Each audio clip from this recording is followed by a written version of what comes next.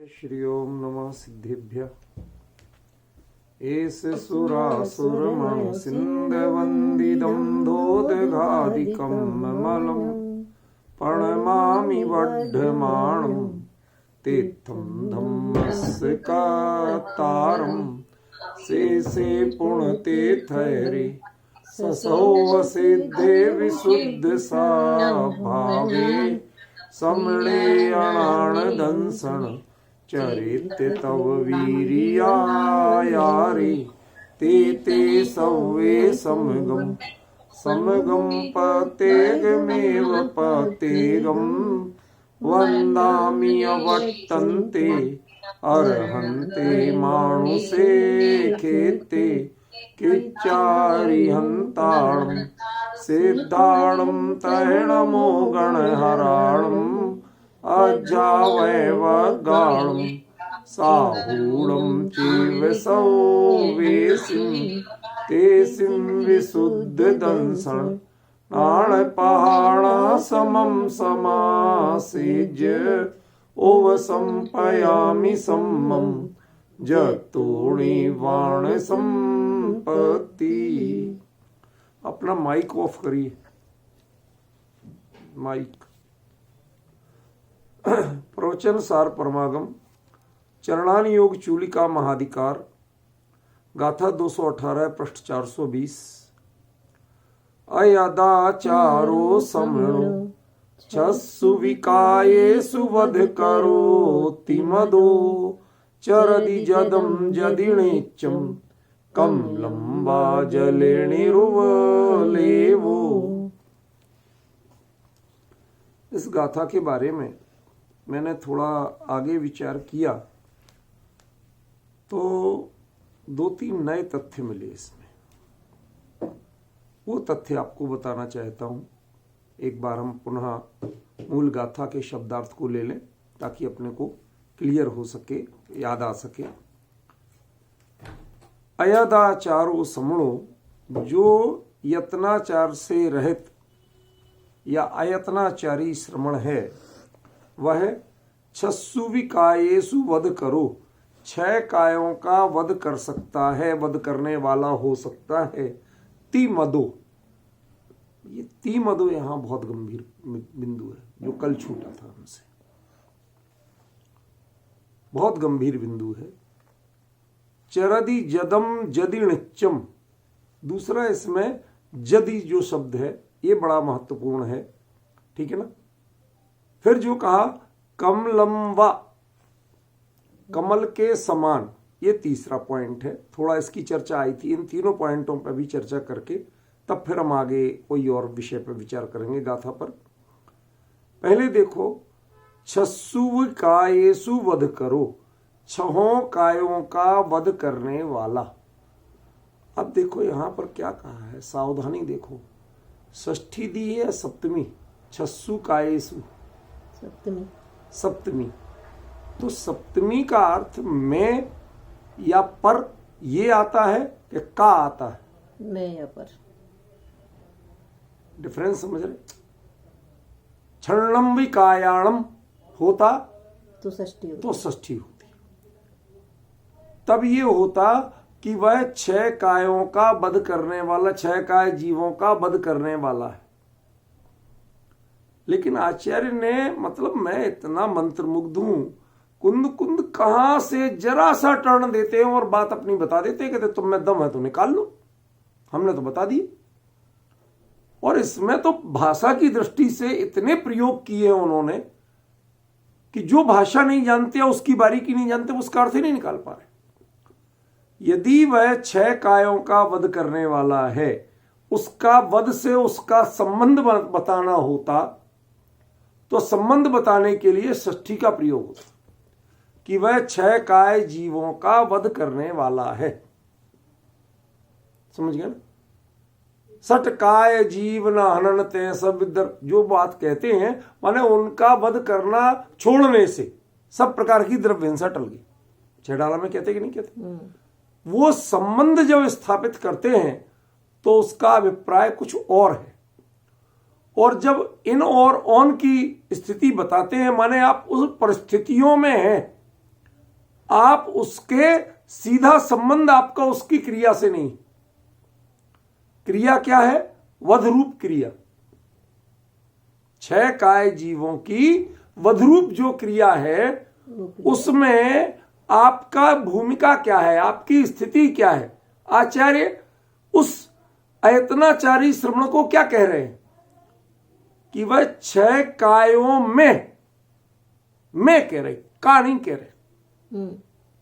माने 6 काय जीवों का जब जो वध आदि उनका प्राण हनन जो कुछ भी होता है उस स्थिति में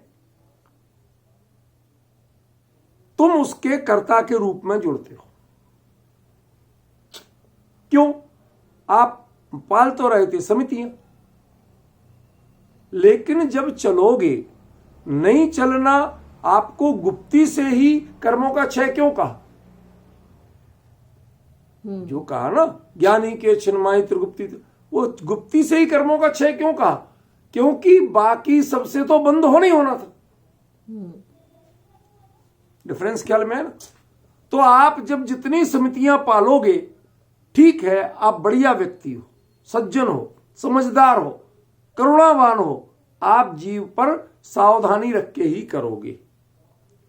लेकिन जब प्रवृत्ति करोगे तो उसमें जितना बचा सकते हो उतना ही बचा सकते हो। जिसकी आयु उसी समय पूर्ण होने लिखी है उसको आप क्या कर लोगे?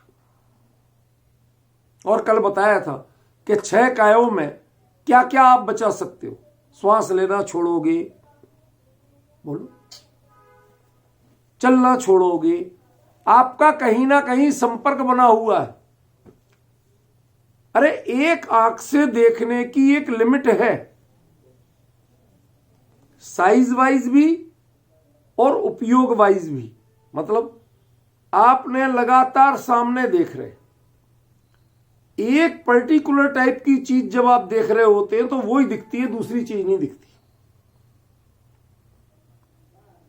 कई बार ऐसा मैंने देखा है कि जिस टाइप की जो परिस्थितियां हो उसमें पड़ने वाले जीव भी बिल्कुल उसी स्टाइल के होते, उसी कलर, उसी डिजाइन के होते।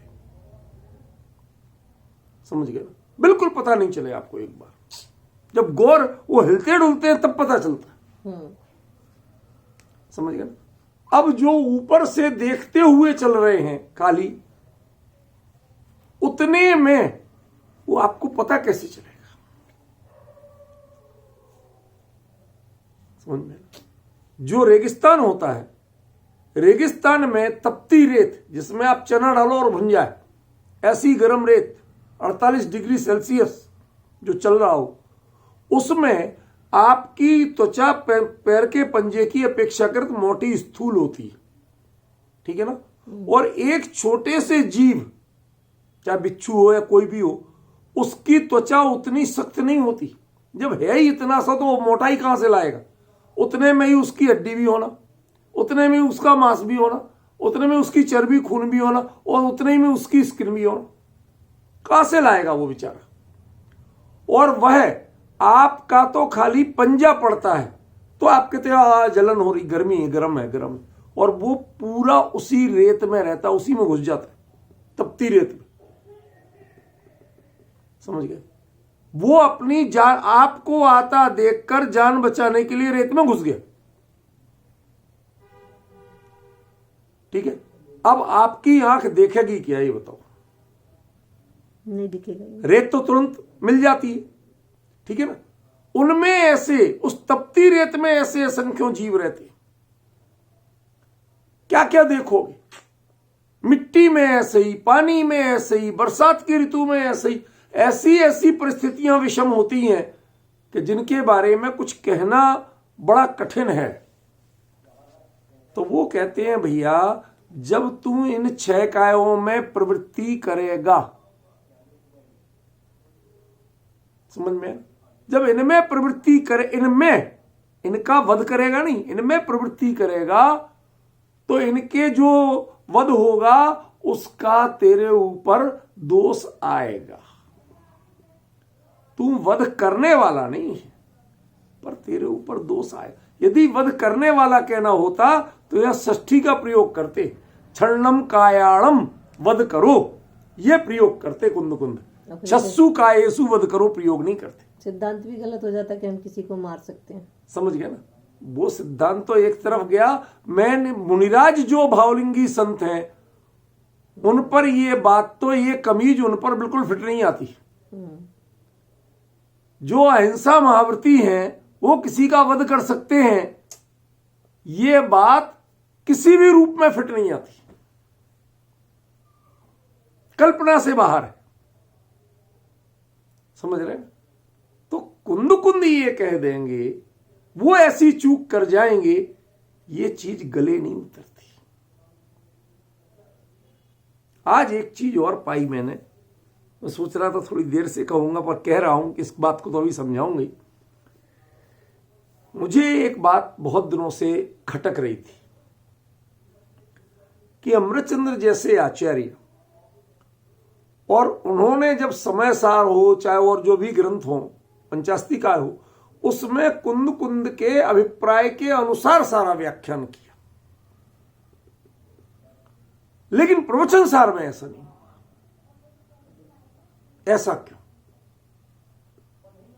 उन्होंने कोई आगम विरुद्ध किया ये नहीं कह रहा हूं, मैं कह रहा हूं कुंद जिस टोन में जिस वेवलेंथ पे बोल रहे हैं उस वेवलेंथ से नहीं लेके उन्होंने आगम पद्धति से व्याख्यान किया। मैं सिर्फ इतना ही अंतर बता रहा हूं। ऐसा क्यों? समझ में ना? अभी जो 219 गाथा के बाद एक कलश आने वाला है, इसमें प्रवचन सार में कलशों का स्थान बहुत कम है, भूले भटके मिलते हैं। कुल 14 कलश, 219 गाथाओं में 14 कलश, और समय सार में 19 गाथाओं में को 14 कलश मिल जाएंगे। मतलब 200 का अंतर पड़ रहा है। समझ रहे हो? इस कलश में क्या? अच्छा, मैंने ये भी सोचा, पता नहीं क्या कहा कलश में। भाई टीका की बात कही होगी, टीका की एक अक्षर बात नहीं की। जो टीका का विषय है एक अक्षर नहीं लिया, बिल्कुल अलग विषय ले रहे। क्या कहते हैं, थोड़ा आप एक बार देखो तो सही, आपको आनंद आएगा। वक्तव्यमेव किल यत्तदेश अशेष मुक्तम एतावतैव यदि चेतयतेऽत्र कोऽपि व्यामोह जालमति दुस्तरमेव नूनम निश्चेतनस्य वचसामति विस्तरेपि। कहते हैं जो वक्तव्य मन, जो कहने लायक बात थी, जो कहा जाना चाहिए था, वो किल वास्तव में जो था, यत् तद अशेष मुक्तम, जो कहा जाना चाहिए था वो तो पूरी बात आचार्य ने कह दी, अपनी नहीं, आचार्य ने। एतावता एव यदि चेतयतेऽत्र कोऽपि, माने जो मैंने उसका व्याख्यान किया है वह पूरा कह दिया है, ऐसा यदि कोई सोचता है, कोपी कोई, अत्र यहां पर इस प्रवचन सार की टीका में एतावतैव, इतना ही सोचता है कि माने जो आचार्य कहना चाहते थे वैसा मैंने पूरी बात बता दी, ऐसा यदि कोई सोचता है तो वो क्या है? नूनम, वह गारंटी से, व्यामोह जालम अति दुस्तरमेव, वह व्यामोह के जाल में पड़ा हुआ है।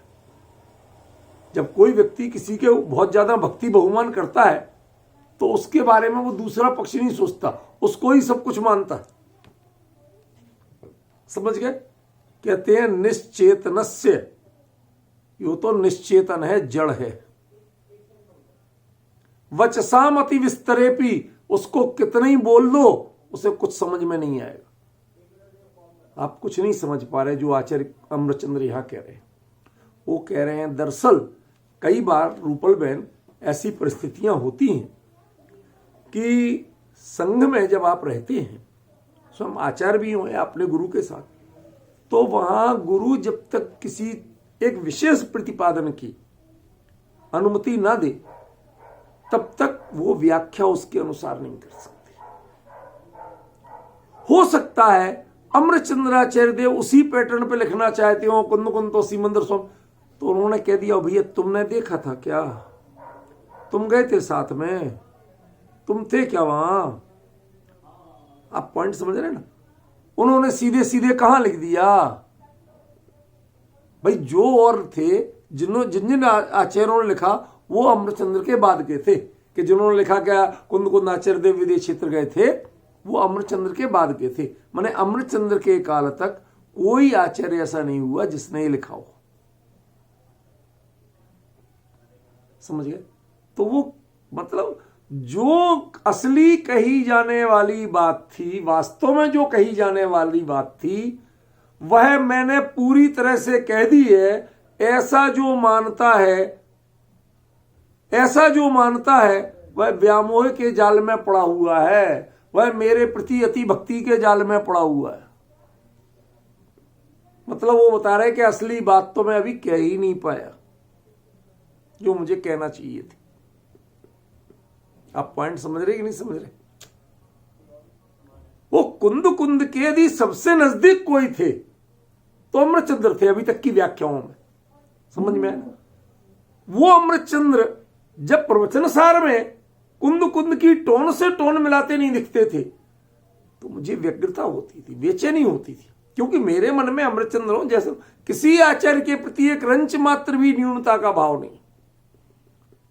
लेकिन जो व्याख्यान है वो कुंद की प्रवचन सार पद्धति का नहीं है। बस ये मुझे चिंता लगती थी। आगम पद्धति का तो है, आगम विरुद्ध एक अक्षर नहीं, लेकिन जो मूल बात कुंद कहना चाहते वहां से नहीं मिल रही।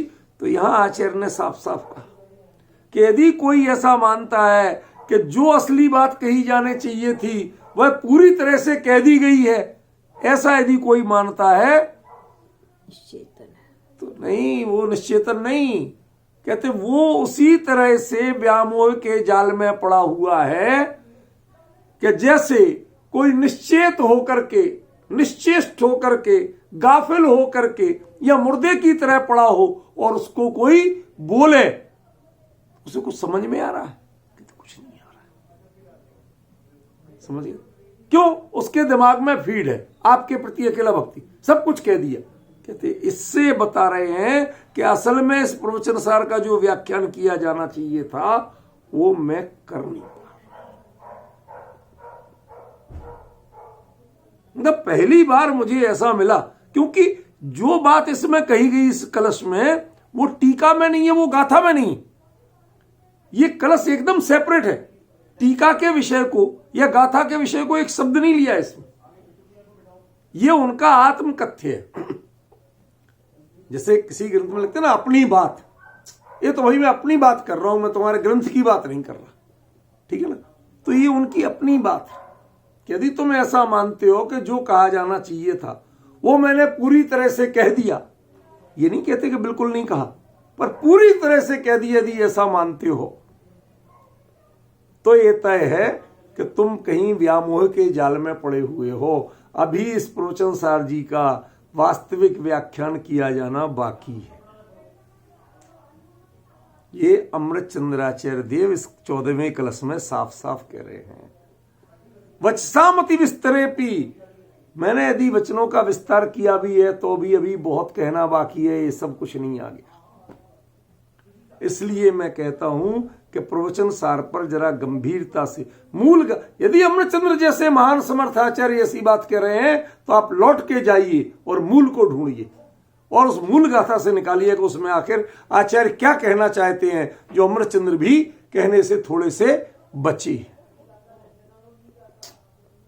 समझे? लेकिन उन्होंने संकेत किया, उसे स्वीकार किया कि हां अभी बहुत कुछ कहना बाकी है। समझ रहे कि नहीं समझ रहे? देखो जरा, अब देखो ये जरा सी चीज से कितना बड़ा अर्थ निकला। छस्सुवि कायेसु वध करो, छन्नम कायाणम वध करो। यदि ये कह देते तो सीधे सीधे उनकी हिंसा का दोषी हो जाता। ये उस स्पॉट पे पाया गया जहां बम विस्फोट हुआ, जहां 6 काय जीव की हिंसा हुई, उस स्पॉट पे ये भी पाया गया। इन और ऑन ये स्थानवाची, समझ गए ना? ये कोइंसिडेंट भी हो सकता है कि जहां बम विस्फोट हो वहां आपको सब्जी लेने गए हो, सब्जी मंडी में भी बम विस्फोट हो तो क्या आप बम विस्फोट ही करने गए थे? लेकिन साहब सीसीटीवी में आया, आप भी थे, आप आए और 5 मिनट के अंदर बम विस्फोट हुआ। ये हो सकता है? करो जांच, बैठा हूं मैं आपके पास, मेरा आगा पीछा, मैंने फोन किस किस को किए, कॉल रिकॉर्ड निकालो, किन किन से मेरा संपर्क है, घर में जाके पूछो कि मैं अपनी बीबी से क्या कह के गया था कि सब्जी लेने जा रहा हूं, क्या मैंने कभी किसी की ऐसी बात की, कोई ऐसा आदमी आतंकवादी टाइप मेरे यहां कभी आया गया, कभी मैंने आतंकवाद की सोच की बात की, कभी देशद्रोह की बात की? नहीं की। निकालो फिर भैया, जब नहीं है तो तय करो। अब या तो मुझे छोड़ो और या प्रमाण लाओ, अब मैं क्या करूंगा? समझ गए? तो यहां पर वो जब स्पॉट वाली बात करते हैं, कुंद कुंद क्या कहते, वह जहां वध हुआ है, जहां वो उसको वध करने का आरोप लगा है, वो उस जगह पर था, वह उनसे जुड़ा हुआ नहीं था। जुड़ा हुआ होता, संबंध होता, तो संबंध कारक का प्रयोग होता, अधिकरण कारक का प्रयोग नहीं होता। अधिकरण आधारो अधिकरणम, वो जगह का नाम, आधार का नाम अधिकरण होता है, कभी संबंध, अधिकरण कभी संबंध नहीं बताता। समझ में आया? ये कितनी गहरी बात कह रहे, और साथ में फिर भी नहीं उन्हें तसल्ली हुई तो तिमदो ऐसा माना गया है। This just a allegation not proof. कल मुलजिम और मुजरिम का अंतर बताया था, ये वो बात है।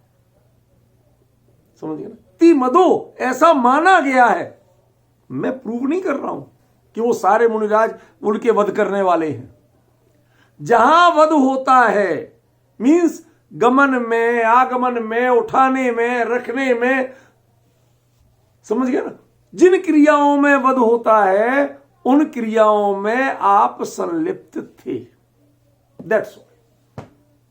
यहां वध करने का मतलब वध करने वाले हो ही नहीं कह रहे, जिन क्रियाओं में वध होता है उन क्रियाओं में आप संलिप्त थे।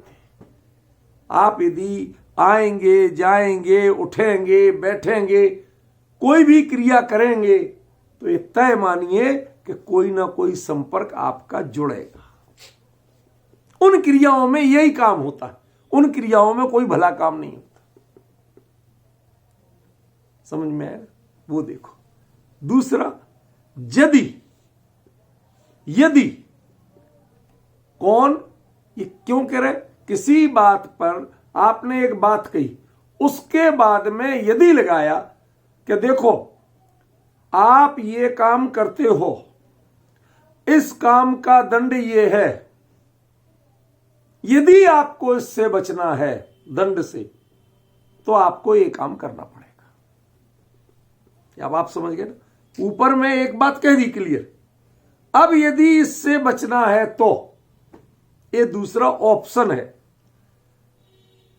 वही जीव नहीं बदल रहे, ये नहीं कह रहे कि वो करने वाला कोई और था, ये करने वाला कोई और है, ये नहीं कह रहे। समझ गए ना? वही जीव यदि जदम चरदि यत्नाचार पूर्वक आचरण करता है। क्या है यत्नाचार? क्रिया वही है लेकिन उपयोग स्वरूपोन्मुख है, अब क्रियोन्मुख स्वरूप नहीं। एक बात बताओ, बहुत सी बातें ऐसी कही जाती जो श्रद्धान से तो कही जाती हैं लेकिन कई बार ज्ञान में नहीं खरे उतरती। 500 धनुष की काया के तीर्थंकर परमात्मा, और वो जब विहार करें, भले ही आकाश में विहार करें, जमीन पे पैर नहीं रख रहे, तो क्या वायु का एक जीव नहीं होती? और उनके साइज क्या तीर्थंकर वो 500 धनुष से बड़ा होता है? नहीं होता। अब आप जिस रूप में भी विहार करें, क्या हो गया आज आपको?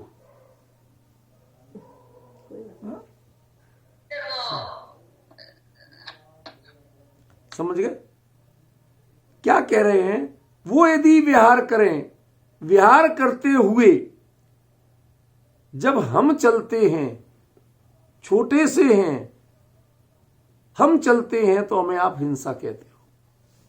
कि ज्यादा आवागमन मत करो, जीव हिंसा होती है। ज्यादा मत बोलो, जीव हिंसा होती है। आप बोलते हो, हम बोलते हैं, 10 कदम दूर तक सुनाई नहीं देता, तो इसका मतलब जो हिंसा होगी कहां तक होगी? 10 कदम दूर तक के जीवों की होगी। और कहां तक होगी? भाई हमारी जो बोलने की प्रतिध्वनियां हैं, तरंगे हैं, वो कहां तक जाती हैं? 10 कदम दूर तक जाती हैं। और उनकी योजनों प्रमाण सवोसरण होता है। 12 सभाएं होती हैं और सब में गूंजती है। क्यों? तो कायदे से वहां तक नहीं जाना चाहिए वो चीज, दोष वहां तक नहीं लगना चाहिए। उनके ना गमन में दोष, ना बोलने में दोष, हमारे गमन में भी दोष और बोल। तो यदि गमन और बोलने की क्रिया दोष रूप है, तो तीर्थंकर परमात्मा के दोनों कार्य होते हैं, उनके किसी भी रूप में यह संभावना क्यों व्यक्त नहीं की गई? और खरी बात कहें तो वो तो यत्नाचार भी नहीं करते। पॉइंट समझना, जो यत्नाचार, आप सावधानी रखना, वो तो पर पे ध्यान ही नहीं देते। पॉइंट समझ रहे कि नहीं समझ रहे? वो पर ध्यान ही नहीं देते, तो यत्नाचार क्या करेंगे? भाई जिसे आप यत्नाचार कहते हो, वो तो उसमें दूसरे पर ध्यान देना पड़ता है। कि गलत कह रहे? नहीं, सही है। ठीक है ना? और वो ध्यान देते किसी पर? उनके ज्ञान, केवल ज्ञान में क्या आता है वो मुद्दा छोड़ दो, उनका उपयोग का विषय क्या पर बनता है? नहीं बनता। वो किसी को बचाना चाहते कि उनमें राग ही नहीं है, बचाएगा कौन? समझ गया ना? दया कि वो भी राग का ही पार्ट, करेगा कौन? तो ये इतने निर्दय हैं, निर्दय माने कोई क्रूर के अर्थ में नहीं कह रहा हूं, राग रहित इस अर्थ में कह रहा हूं। तो वो राग रहित होने से ना तो किसी को बचाने की कोशिश करते और ना किसी को जानने, ध्यान ही नहीं देते भले आदमियों पर। तुम्हारा जो होना हो सो जाना, सो जाना, और बोलना सो बोलना। उसके बावजूद उनके हिंसा, उनके वध करने का आरोप किसी कीमत पे नहीं लगता। क्यों? यह प्रश्न है मेरा। बात समझ में आई? क्यों नहीं लगता? क्यों? क्योंकि जो स्वरूप में लीन है, उसकी देह की क्रिया क्या हो रही है? उसका भागी देह है, वो जीव नहीं। जब तक उपयोग पर पे है, तभी तक आप दोषी कहलाओगे, तभी तक आरोप है। सपने एक घटना बताता हूं। वर्तमान युग में आपने पढ़ी होगी कि एक व्यक्ति बहुत गरीब था। वो दूसरों के यहां से छाछ मांग मांग के पी के अपना काम चलाता था फ्री फंड में। अब जहां से छाछ मांगता था तो वो लोग बिलोते थे ना, तो आजकल के तो ये मशीनें आ गई तो पूरा निकाल लेते, पर पहले थोड़ी बहुत तो रह जाती थी, मशीनें नहीं थी ना, कहां तक निकाले, तो थोड़ा बहुत मक्खन रह जाता था छाछ में। उसकी थी मूछें बड़ी बड़ी, तो वो जो पीता था तो मक्खन ऊपर ऊपर होता तो मूछों में चिपक जाता था। तो वो ऐसे ऐसे मूछों से पहुंच के एक किसी बर्तन में इकट्ठा करता जाता। होते होते एक मटकी भर गई उसकी। मटकी उसने छीके पर टांग रखी ताकि बिल्ली बिल्ली ना कर जाए। अब वो रात को बैठे बैठे सोचता, अब ये भर गई है, कल मैं ले जाके इसे बाजार में घी वाले सेठ को बेचूंगा।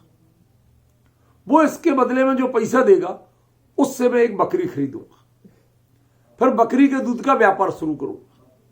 धीरे धीरे कुछ पैसा और जोड़ूंगा, फिर एक भैंस खरीदूंगा, फिर उससे व्यापार करके 6 महीने में एक आध भैंस और डाल लूंगा। होते होते मेरे पास पूरी डेयरी फार्म हो जाएगा। डेयरी फार्म हो जाएगा तो बड़े बड़े लोग जो आज मेरे को देखते नहीं है, दरवाजे से भगाते हैं, वो अपनी लड़की देने को मनाएंगे कि अब तो तू सेठ हो गया, मेरी लड़की से ब्याह कर ले। मैं उसकी लड़की से ब्याह कर लाऊंगा। लेकिन एक बार उसकी लड़की ने हमें बुरी तरह डांटा था दरवाजे पे, तो मैं उससे लेटे लेटे कहूंगा कि जा ये काम करके ला। वो नहीं करेगी तो मैं 1 लात लगाऊंगा उसे। हो गया काम। मैं पूछना चाहता हूं कि वह मटकी फोड़ने वाला है या नहीं, मटकी फोड़ने का दोषी है या नहीं। उसे यदि हिंसा का पाप लगेगा तो मटकी फोड़ने की हिंसा का लगेगा कि बीवी को लात मारने का लगेगा? बीवी को लात मारने। जो उसने किया नहीं, क्योंकि बीवी तो है ही नहीं भाई, बीवी तो अभी है ही नहीं उसकी, और बीवी को लात मारी नहीं, उसकी तो हिंसा का पाप लगेगा। और जो है उस मटकी को फोड़ने का पाप नहीं लगेगा। मैं पूछना चाहता हूं, क्रिया से बंद होता है या भाव से बंद होता है? भाव से। अपराधी भाव से या क्रिया से? भाव से। चूंकि भाव में जो निरपराधी है, कुंद कुंद ने इसका अपराधी और निरपराधी का गजब का विवेचन समय सारजी ग्रंथ में किया है। ववगद राधो जोगदु चेदासो हवदि अवराधो। जिसने अपने गायक भगवान को भूला वो चेत आत्मा अपराधी।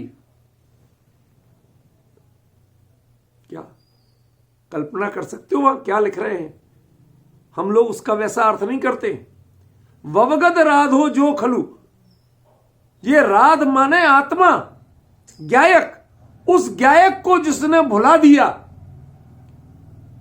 वह चेता, वह आत्मा, आत्मा होके भी अपराधी है। अपराधी माने आत्म स्वरूप को, गायक को भुलाने वाला, गायक को विस्मरण करना, यह सबसे बड़ा अपराध है। समझ गए? और उस दृष्टि से देखें तो वह जब जदम चरदी, सावधान होता है। सावधान होता है माने किसमें? जीवों की रक्षा में, अपने स्वरूप की रक्षा में। वह अपनी ओर मुड़ना चाहता है। याद करो, श्रेणिक कुणिक के मारे नहीं मरा, और कुणिक जब बचाने आया तो मर गया। याद है कि बताना पड़ेगा? याद है ना? कुणिक जो था वो श्रेणिक का बेटा था। अजात शत्रु कुणिक नाम था। राजा रहा। भारत के इतिहास में अकेला राजा है जिसको जो राजकीय इतिहास लिखते ना, उन्होंने उस जगह पे उसके काल को खाली छोड़ा है। कोई राजा ही नहीं था हमारे यहां। क्यों? कि उसे पितृहंता कहा जाता था, बाप को मारने वाला।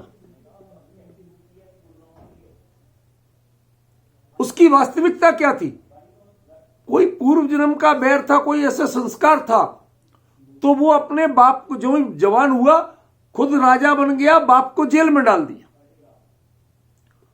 और रोज जाए उनको हंटरों से पीटे, सुबह शाम जाए जब फुर्सत हो। तो एक दिन सुबह सुबह पीटने के बाद वो गया अपने महल में, तो उसका बच्चा जो था उसे कुछ तकलीफ हुई, तो बड़े लाड़ दुलार से उसको चुप करा रहा। दाई से कहा मुझे दो, मैं चुप कराता हूं। तो कहती, वो चेलना बोली कि बेटा जैसे तुम कर रहे हो ना, तुम्हारे पिताजी भी तुमको इससे कई गुना प्यार करते थे, कि तुम्हारी अंगूठी में विषैला फोड़ा हो गया। अब आज जैसे इलाज के साधन नहीं थे, तो तुम दर्द के मारे सो नहीं पा रहे थे, जहरीला फोड़ा, तो रात भर वो अपने मुंह में इसलिए रखे रहे कि तुम्हें नींद आ जाए। तू सो जाए और वो रात भर जागे और उन्हें बीमारी हो जाए तो कोई उसकी परवाह नहीं की। जो तू सोचता है कि वो तेरे दुश्मन है, तो वो अरे ऐसा हुआ, तो वो जाता है माफी मांगने, और वहां जिस ऐसे पिंजरे में, जैसे कटघरे में रखा था कि जिसमें टिक भी नहीं सके, पीछे भाले लगे हुए पिंजरे में, चैन नहीं मिले, अपने बाप को इतना कष्ट दिया। समझे? अब जब वो बचाने गया तो वो घबरा, अरे अभी तो मार के गया था, पीट के गया था, फिर से आ गया, तो घबरा के अचानक पीछे गड़ा, तो सिर में भाला घुस गया और मर गया। समझ? जब बचाने गया, माने जब श्रेणिक मरा, तब कुणिक को पाप बंद नहीं हुआ, और जब मरा नहीं तब प्रति समय पाप बंद था। क्या चक्कर है भैया, मुझे समझ में नहीं आता। ये जैन धर्म की फिलॉसफी है क्या? अब डिफरेंस समझ में आ रहा?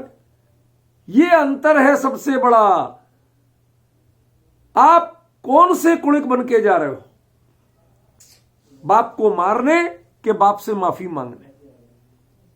अब माफी मांगने वाले कुणिक से भले ही मर गया, देखकर घटनाक्रम वही हुआ, पिक्चराइजेशन वही है, लेकिन उसका अपराधी कुणिक नहीं है। और जब उसने सिर्फ मारा पीटा था, जान नहीं ली थी, तब अपराधी था। आप अंतरंग में क्या करना चाहते हैं तय करो। जदम चरदि, यदि तुम अपने स्वरूप की ओर सावधान होते हो, पर की क्रिया में नहीं, स्वरूप की ओर सावधान होते हो, तो क्या होगा कि तुम उस क्रिया से, उन संयोगों से कमलम व जले, जैसे जल में कमल हो। जल का क्या बताया था कल? जड़ भी बताया था ना, डली और अभेदा। जड़, ये जड़ पदार्थ हैं जो, या जड़ बुद्धि लोग हैं जो मोही। भाई मोही तो जड़ बुद्धि कहे गए ना, ठीक है ना। जड़ धिया कितनी बार आता है जिनवाणी में। उन मोही जीवों से या पर पदार्थों से, जड़ पदार्थों से आपको क्या करना? कमलम्बा निरुपलेवो, आप कमल की तरह निरुपलेप है, कोई आपका लेना देना नहीं है। कब? कि जब जदम चरदि, यदि अपने स्वरूप की ओर सावधान हो। अनंत परमात्मा तीर्थंकर अपने स्वरूप में अनवरत सावधान है, लीन है। वो चलते हैं, वो बोलते हैं, जिन क्रियाओं में सब कुछ हो सकता है उन पर आरोप भी नहीं आता। इस पर आरोप क्यों आ रहा है फिर छेदोपस्थापक शरणों पर? क्यों? क्योंकि अभी ये स्वरूप में लीन नहीं। ठीक है। जब तक वह प्रक्रिया में ध्यान देता है तब तक तो उसे उसमें वध कर कहा गया, उसका वध करने वाला नहीं कहा गया। समझ गया ना? और जब वह स्वरूप की ओर सावधान होता है, कहते स्वरूप की ओर सावधान हुए नहीं कि बाहर में हो तो भी उसका दोष लगना आप पर बंद हो गया। समझ गया? कमल के समान निरुपलेप हो गए। इस गाथा में जो ये लास्ट का वाक्यांश है, नित्यम कमलम वा जले निरुपलेवो, इसमें बीज है अगली गाथा का। क्या बीज है? पर का जड़ का संयोग। नहीं समझे? पर पदार्थ, जड़ पदार्थ क्या दोनों एक ही हैं? नहीं। भाई जड़ पदार्थ जो है वो पर तो है, लेकिन सभी पर जड़ नहीं है। चेतन भी तो है।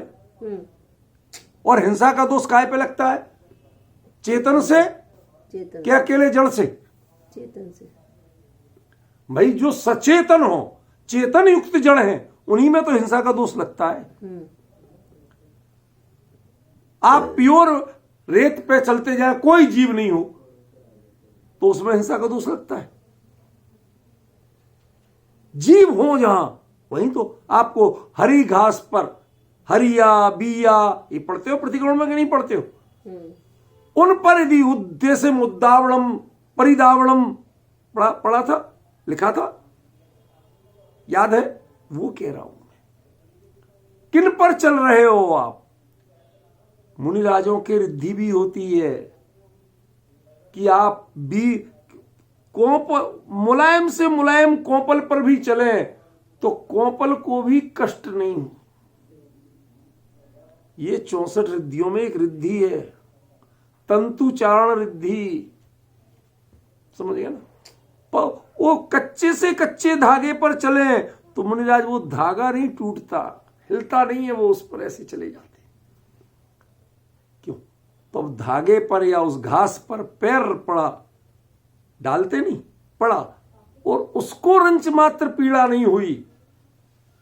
लेकिन आपके यदि चलने का भाव हो कि मैं घास पर चलूं तो दोषी हो के नहीं हो। मेरा पॉइंट समझ में आ रहा?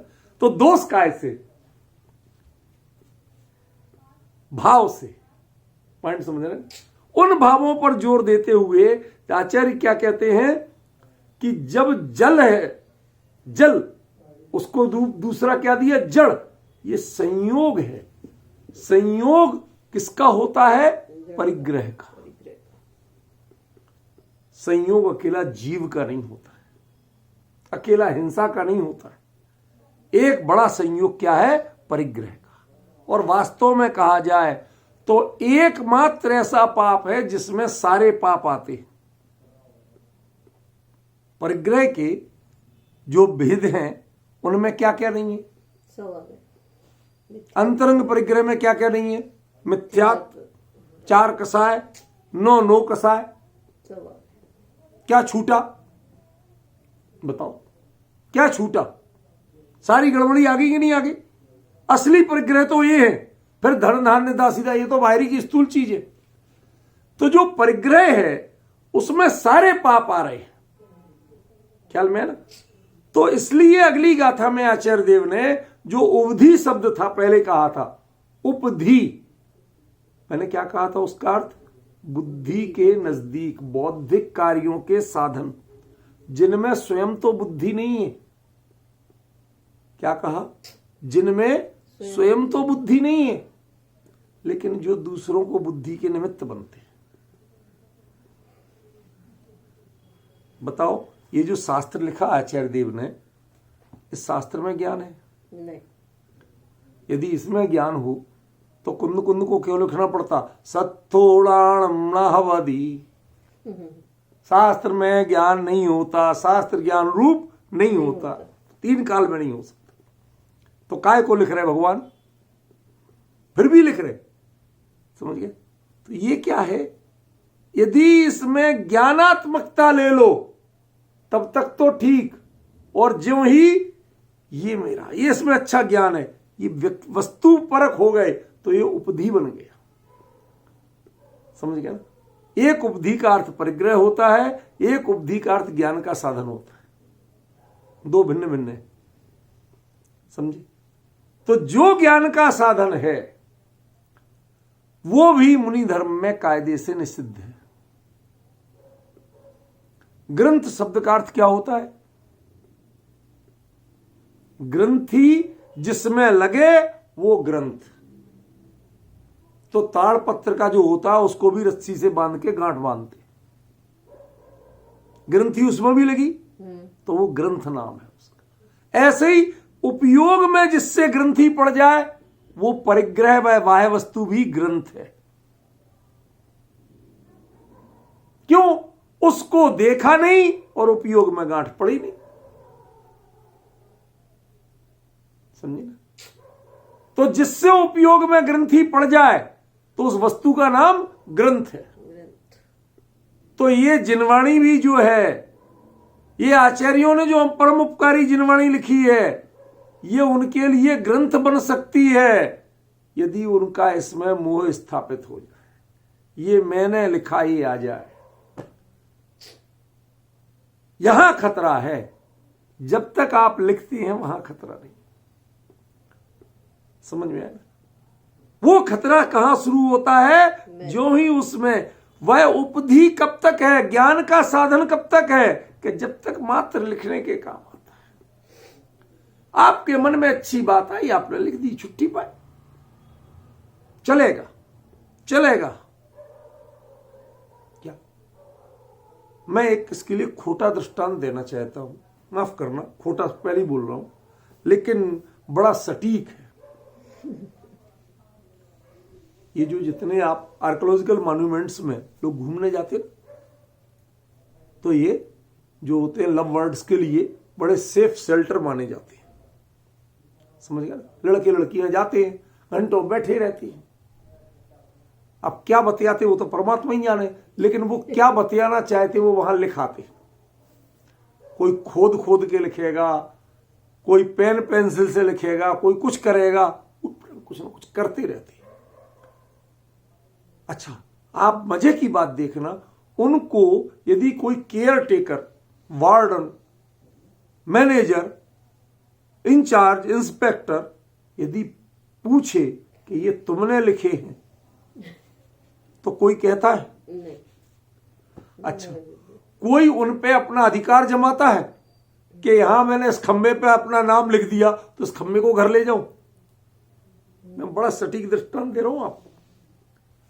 उस पर कर्तृत्व बुद्धि भी नहीं बताता, करता तो है, अपने आप नहीं लिखेगा, उस पर लिखे तो है, लेकिन ना तो कर्ता बुद्धि बताता, ना उसको अपना मानता, ना उसको ले जाना चाहता, ना उस पर गर्व करता कि देखो मैंने ये सरकारी संपत्ति थी, इसको मैंने गंदा किया। कोई कहेगा? नहीं। कोई नहीं कहता। अत्यंत निष्प्रय, लेकिन लिखते। ऐसे ही मुनिराज, क्षमा करना किससे तुलना कर रहा हूं, मुझे खुद खेद हो रहा है, ऐसे ही मुनिराज लिखते तो हैं जिनवाणी, लेकिन उस पर अधिकार नहीं जमाते, साथ लेके नहीं जाते, ये मेरा है ये नहीं कहते, इसका गर्व भी नहीं करते। तब तक तो वो उपधि, बुद्धि के समीप ज्ञान का साधन है, और जो ही उसमें ये चीजें घुस जाए, जो मान ले हाँ भैया हमने लिखा था ये, आजा भैया आजा, चल सरकारी संपत्ति को, ऐसी जगह को गंदा करने के आरोप में तुझे 6 साल की जेल है, जानबूझ के मना कर देंगे। आप समझ रहे हैं?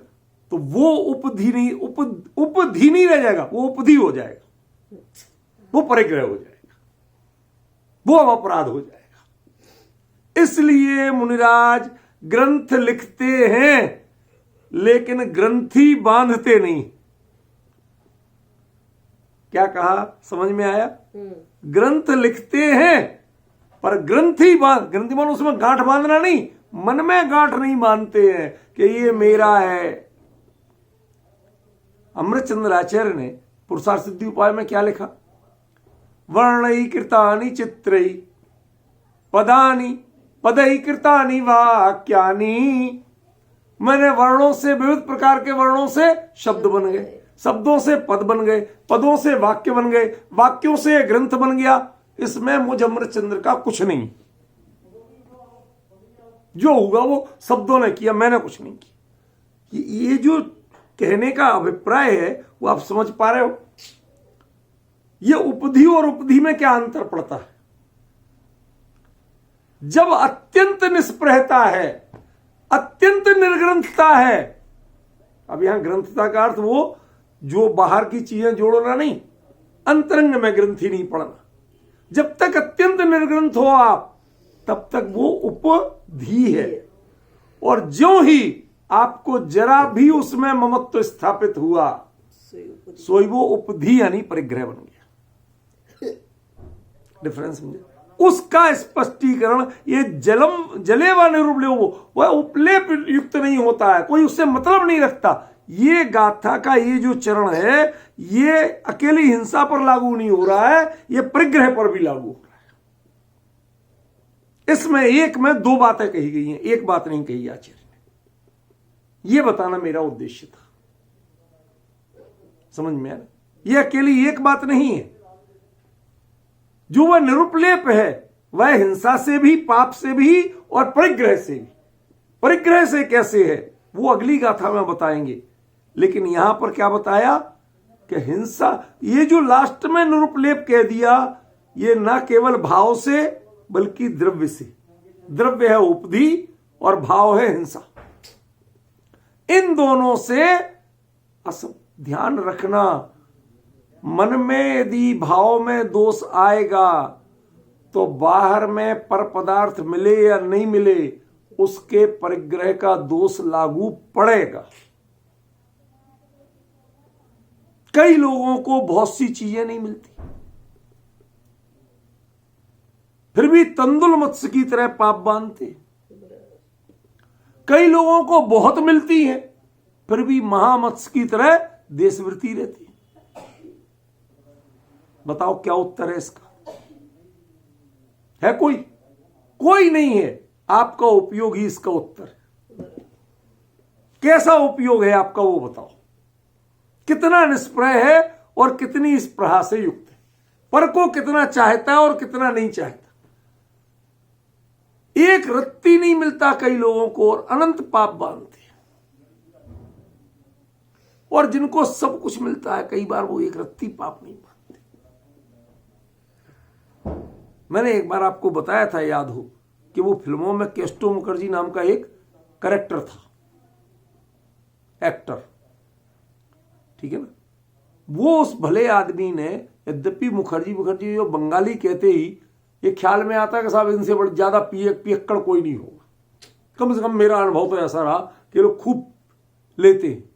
लेकिन साहब आश्चर्य है कि उसके बारे में लोगों ने बताया, उसकी जीवनी के बारे में, कि उस व्यक्ति ने जीवन में कभी छुई नहीं, पीना तो दूर, और उसके मुकाबले पियक्कड़ का एक्टिंग, कोई नहीं करता, अभिनय कोई दूसरा कर नहीं पाया। सारे जो पीते थे वो लोग नहीं कर पाए, पी के नहीं कर पाए, उसने बिना पिए कर दिए। आप देखो, समझ गए ना। तो आपकी क्रिया तो दिखती है कि आप परिग्रह से युक्त हो, उपधि से युक्त हो। महाराज, पिच्छी कमंडल के अलावा आपको उपकरण नहीं कहे, फिर ये लेखन का उपकरण, फिर ये ताड़पत्र, ये कहां से आए, काय को लिए, क्या लेना देना, क्यों 84 पहाड़ों के कर्ता बन रहे। कहते वास्तव में निरुपलेवो, मेरा उपयोग इनमें नहीं। एक करुणा हृदय में उमड़ती है और लिख डालता हूं, लेकिन ये लेके नहीं चलता, इसमें ममत्व नहीं रखता, संभाल नहीं करता, इसलिए हमारे लिए उपधि बन के रह जाते हैं, ये उपधि नहीं बन पाते। समझ गए ना। ये मर्म खोलेंगे इस गाथा में, अगली गाथा जो आएगी। अभी तो इतना समझ लो कि ये नित्यम जो शब्द कहा, कमलम वा, नित्य वो कैसा है, कमल के समान है। कमल के 3 गुण होते हैं, कौन कौन से। निरुपलेप होना, ये तो एक गुण है। निरुपलेप आप स्पर्श से समझते हैं, कमल के 3 गुण निरुपलेप के अलावा भी, मान जो उसमें अलावा भी, जैसे कमल रहता काय में है, जल में, कीचड़ में। कीचड़ में। पंकज नाम है ना उसका, पंक माने कीचड़, कीचड़ में रहता है, कीचड़ में पैदा होता। कीचड़ ऐसे उठा के सूंघ के देखना कभी कितनी खुशबू आती, नहीं आती। और कमल में अच्छी आती। मतलब जिस कीचड़ में रहा उस कीचड़ से भी निरुपलेप है, उसके स्वभाव को उसने ग्रहण नहीं किया। ऐसे ही जिन महाव्रतों में आपके पालन में रहते हैं, उस प्रमत्त भाव को जिसने ग्रहण नहीं किया। समझ में आया। कहने को प्रमत्त भाव है, लेकिन प्रमत्त भाव को ग्रहण नहीं किया, अंतर उसमें रहते हैं। अधिकांश जीवन प्रमत्त भाव में बीतता है मुनिराज का। क्यों? क्योंकि स्वरूप में ज्यादा टिक जाए तो केवली हो जाए, श्रेणी हो जाए। यदि वो स्थिति नहीं आ पा रही है श्रेणी की भी, तो इसका मतलब है अभी दूरी कुछ ज्यादा है। समझ रहे ना। स्वरूप में स्थिरता कम है और विरह का काल ज्यादा है। और ज्यादा का मतलब अंतर्मूर्त से ज्यादा नहीं है। आप तुलना करो तो 4 समय स्वरूप में रहे और 400 समय बाहर रहे, ऐसा ज्यादा है। एक अंतर्मूर्त में कितने समय होते, बहुत समय। समझ गए ना। तो ये तो हमने एक स्थूल दृष्टांत दिया कि 4 समय स्वरूप में और 400 या 4000 समय बाहर रहे, ऐसा ज्यादा कह रहे। समझ गए ना। ऐसा नहीं है कि वो 2-4 साल तक जाते ही नहीं हो, या 2-4 महीने निकल जाते हो, 2-4 दिन निकल जाते हो, ऐसा कुछ नहीं। डिफरेंस समझिए। लेकिन सबसे बड़ी बात क्या है कि जिस प्रमत्त भाव में रहते हैं, उस प्रमत्त भाव की गंध उनके परिणामों में पाई जाती नहीं है, इसलिए वो कमल के समान निरुपलेप हैं। स्थूल दृष्टांत में क्या पढ़ा जाता है कि कमल जल से निरुपलेप है। कमल जल से ही नहीं, कमल जड़, जड़ता के परिणाम, अज्ञान और मोह के परिणाम, राग के परिणाम, इनसे भी निरुपलेप है। समझे कि नहीं। और तीसरा, जिन चीजों में कमल पलता है वो चीजें कोई कोमल नहीं होती, कोई कोमल नहीं होती हैं, उनकी प्रकृति उतनी मृदुल नहीं है। लेकिन कमल के जो पत्ता होता है ना, हरा पत्ता, जो पेड़ वाला पत्ता, वो भी कमल के फूल की पंखुड़ी से बहुत कठोर होता है। कमल की जो डंडी होती है, कमल नाल, वो भी कमल की पंखुड़ी से बहुत कठोर होती है, सख्त होती है अपेक्षाकृत। समझ गया ना? जो उन सब का वर्ण होता है, कलर होता है, वो उसकी लेस्या कंपैरेटिवली कमल के पंखुड़ी की लेस्या से भिन्न होती है। कलर वाइज कह रहा हूं, कलर वाइज। इतना होते हुए भी उनका एक भी गुण ये नहीं लेता। कमल नाल कसैली होती है। कहते हैं, एक कवि ने लिखा है कि जो राजहंस होते हैं ये कमल नाल क्यों चबाते? कहते हैं वैदिक शास्त्र में लिखा गया है कि कसैली चीज खाओ तो गले की आवाज मधुर हो जाती है। तो ये वो चबाते हैं तो इनका जो कलरव होता है ना, इनकी जो आवाज वो मधुर हो जाती है। कल्पना है कवि की, लेकिन एक फैक्ट भी है। वो कसैली है, लेकिन कमल का जो पंखुड़ी है वो कसैली नहीं। कीचड़ से आंख फूट जाए, यदि आंख में चली जाए तो कीचड़ दिखना बंद हो जाए, और कमल का जो रेशा है, परागकण, उससे अपने पूज्यपाद आचार्य ने बताया कि बड़ी से बड़ी आंखों की बीमारी का इलाज है। अब कितना डिफरेंस पड़ रहा है भैया।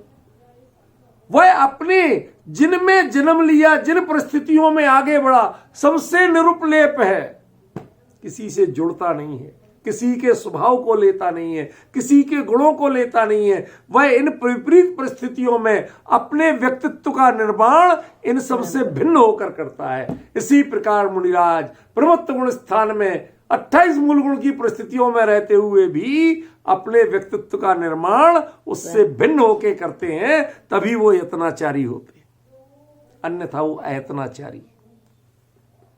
ख्याल में है ना? ये मर्म था इसका। अब इससे उपधि का अर्थ कैसे लगता है, वो संपर्क कैसे है, वो अगली 219वीं गाथा में आएगा। उसकी चर्चा हम कल करेंगे। आज किसी को प्रश्न हो तो कर सकते।